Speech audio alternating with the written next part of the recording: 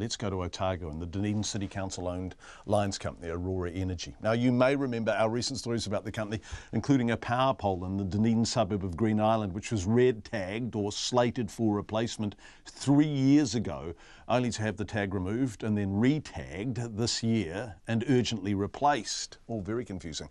All the story about poles on its network, which are almost a century old, some of which have been red-tagged, then unred-tagged.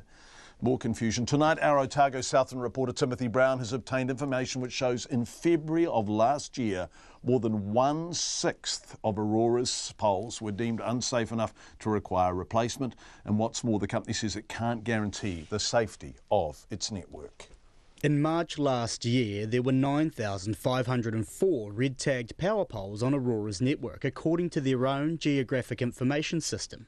More than 2/3 of those, or 6,552, were deemed condition 0, in other words, in need of replacement within 3 months.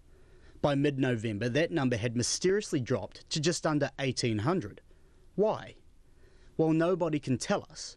What we do know is that during that period, only 2,250 new poles went into the ground. We don't know how many were red-tagged, and it appears neither does Aurora. So what happened to the at least 5,500 poles deemed unsafe in February last year that was suddenly serviceable 9 months later?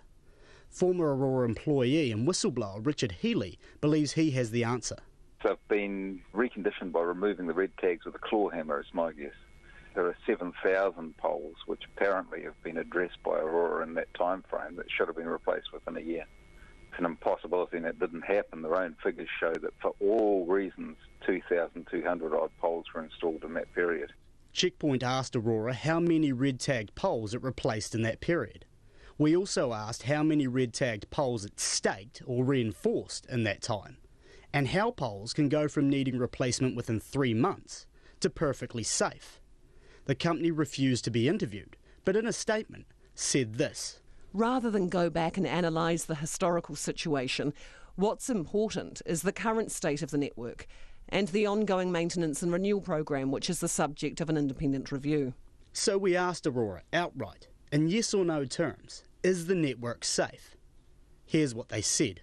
No one can provide an absolute guarantee that any aspect of life is risk-free. Richard Healy believes he can answer the question of safety. The only way to address those poles correctly is to replace them. Now, Aurora have undertaken a program of reinforcement. Now, the reinforcement's particularly problematic. It means driving a steel member down beside the pole and strapping the pole to it. Unfortunately, that does not return the pole to a safe condition. One measure of the safety of the network is how many poles fell over last year. So Aurora won't release the figures, and in fact I'm told Aurora probably don't have the figures, but my sources tell me that there were 21 poles that failed in service last year.